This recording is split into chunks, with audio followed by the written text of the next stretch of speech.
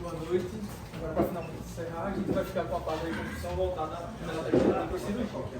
Pensando nas regiões doadoras, a gente tem três principais regiões da literatura. Abdômen inferior, como a gente vai ver, que principalmente acaba sendo DIEP, inclusive os retalhos microcirúrgicos. Pela literatura de 2003, esqueci de colocar, ele tem uma abordagem de 80% dos retalhos microcirúrgicos para reconstrução de mama. Você pode ter também como opção de região doadora a coxa ou mesmo a região glútea. Pode passar, por favor. Pensando nos retalhos de abdômen inferior, a gente tem como principal, nosso principal local de vascularização a artéria epigástrica inferior, superficial e a profunda. A profunda, ela tem como seu ponto de perfurante, ela acaba transpassando o reto abdominal, então você vai acabar fazendo essa manipulação muscular, enquanto que na epigástrica inferior superficial, ele vem já inferior ao ligamento inguinal, da artéria femoral, então você acaba não fazendo essa abordagem do reto abdominal. Inclusive é uma das vantagens que eles citam para a questão de você preferir fazer o que chama de CIEP em vez de DIEP. Pode passar. A gente acabou tendo aquele contratempo com o TRAN, mas temos também a parte voltada já com a técnica microcirúrgica, o MS-TRAN, que ele tem uma manipulação menor do reto abdominal. Em vez de a gente levar todo o segmento do reto, a gente só leva o ponto em que encontra a perfurante, dando uma pequena margem. Por que a gente acaba fazendo isso? Por questão de microcirurgia, são vasos pequenos. Então, quanto mais você manipular, maior a chance de você ter vasos pequenos. pequenos. Mas os acadêmicos sabem o que é microcirurgia? Não, né? Então, começa o que é microcirurgia? Microcirurgia... Mas antes, o TRAN, você vai pegar essa faixa de pele, só que na parte do músculo você leva... E levar o músculo reto abdominal inteirinho. Então você tira um reto abdominal da barriga, porque você precisa dessa ponte vascular, que é baseada na epigástrica superior, e você roda. Tá? Na minha época de residência, fazia uni ou bilateral. Você podia levar os dois feixes do reto abdominal. Hoje, acho que mesmo quem faz TRAN não leva os dois, não vão só. A gente vai discutir isso já. E a microcirurgia, o que é mesmo?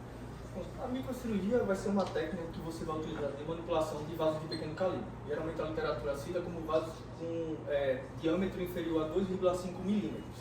Algumas citam como sendo abaixo de 2 milímetros.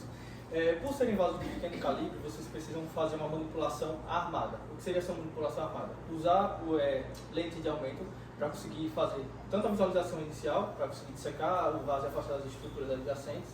Tem uma imagem posterior que ele mostra o pedículo do DIEP. Aí vocês vão ver que é um negócio tanto quanto delicado para você tentar dissecar e manipular sem ter um suporte visual. Assim como para fazer a parte da anastomose, você precisa de uma delicadeza ainda maior. Então você acaba utilizando ou de lupas de grande aumento, cerca de 8,5 vezes, só que não acaba sendo muito interessante pelo campo visual, e o mais utilizado é através de microscopia. Ou seja, você precisa de equipamento específico. Do microscópio. A gente não tem um treinamento em lupa, né? Os mais velhos usam muita lupa, né? A gente é a geração já do microscópio, né? Eu já tentei fazer com lupa e...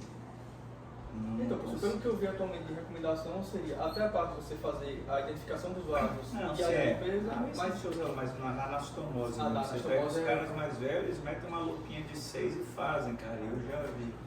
Mas são duros, né? Porque você não pode mexer, porque fica um foco de um campo de trabalho de 3 centímetros, né? Mas eu já vi fazer bem. Vantagem é que é rápido, precisa trazer o microscópio, mas você precisa de secar vasos e tirar um retalho com vasos e você leva para onde você quer e faz as anastomoses vasculares. Basicamente, o MS-TRAN ele acaba sendo baseado na epigástrica inferior profunda. Ele, diferentemente do TRAN, ele acaba tendo essa pequena manipulação muscular, você tem uma ressecção menor. Então, a chance de você ter uma herniação, ele acaba também sendo um pouco reduzida, mas assim como o TRAN, a literatura cita esse comprometimento de radícula nervosa de T10 a T12. Pode passar. Agora, o mais utilizado na literatura pela técnica de microcirurgia acaba sendo o DIEP. Também é baseado na epigástrica inferior profunda. A gente tem que fazer uma manipulação de reto abdominal, só que diferentemente do MS-TRAN, a gente não faz uma ressecção muscular conjunta, a gente vai identificar o ponto do perfurante, vai seguir essa perfurante até essa região muscular e apenas por divulsionamento de fibra a gente vai acabar ressecando, chegando até a epigástrica e fazendo toda essa dissecção do comprimento desejado. Por a gente não ter uma ressecção muscular, acaba sendo vantagem em relação aos demais você ter uma menor comorbidade em região abdominal. Outro ponto interessante do DIEP, que é muito citado na literatura, inclusive seria uma das indicações, seria como se fosse o ganho secundário. Ao mesmo tempo que a gente faz uma reconstrução de mama, a gente está fazendo uma abdominoplastia na paciente. Pode passar? Aqui é um caso que eu peguei de um artigo de 2015, uma paciente ela fez uma ressecção de mama direita, seguindo a sua progressão de tratamento, e optou por fazer uma reconstrução com o DIEP. Aqui é interessante notar, porque eu acho, principalmente dizendo essa parte de a repercussão que isso tem na anatomia da abdômen da paciente, essa imagem central. Pode passar? Aqui, não pela iluminação não muito bom de ver, aqui seria a preparação da área receptora, que é onde ficava a mama. Aqui seria o retalho já dissecado, você vê que o panículo adiposo dele é bem espesso, então você consegue ter um grande ganho de volume. E aqui seriam as perfurantes, são bem delicadas, e aqui não está sendo visualizado, mas aqui está a região de reta abdominal, onde você só tem um pequeno afastamento das fibras, sem fazer a sua ressecção. A terceira imagem já seria a anastomose na artéria mamária interna. Pode passar? E aqui seria o resultado para a paciente. Aqui a gente consegue ver o grande ganho de volume da região receptora e, ao mesmo tempo, o resultado da paciente. Pode passar? O baseado na epigástrica inferior, a vantagem principal citada é essa questão de você não fazer uma manipulação direta em região abdominal, já que você tem uma perfurante que ela passa por cima do ligamento inguinal, então eu não vou ter manipulação do reto.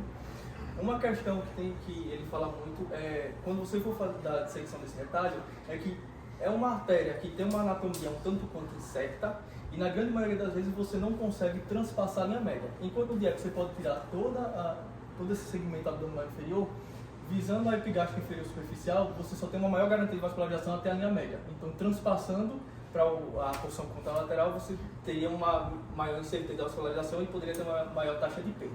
Pode passar?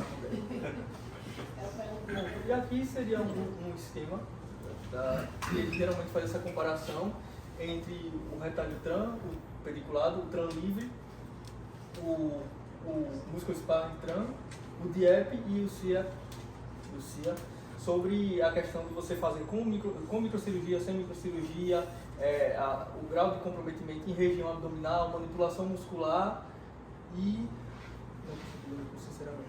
Manipulação nervosa, sobre a preservação. Que aqui geralmente ele acaba... slidezinho aí, onde é essa? Plastic cirurgia. É legal isso aí, porque... Pode passar? Aqui, esse retalho visando coxa, a gente tem dois principais tipos, que é o processo superior do braço, em que a gente leva o segmento muscular em conjunto, ou o retalho de artéria perfurante profunda.